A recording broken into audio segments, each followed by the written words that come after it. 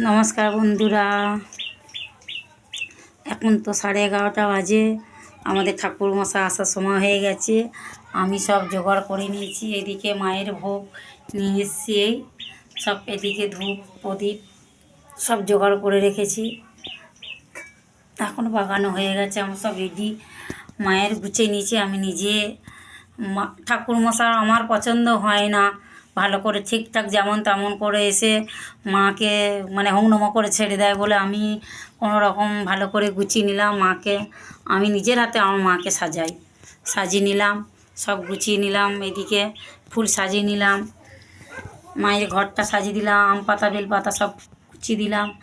এদিকে দুটো মাকে আমি ফুলের মালা দিয়ে সাজালাম।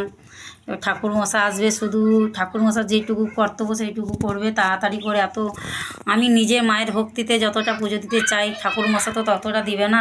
ও যেমন এক গাদা পুজো ধরে, যেমন তেমন করে পুজো করে চলে যায়। তাই আমি নিজের হাতে মাকে ঘট বসাইছি, মায়ের সব সাজিয়েছি ফুলের মালা দিয়ে।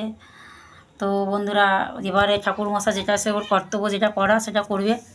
আমি আমার কর্তব্য করলাম।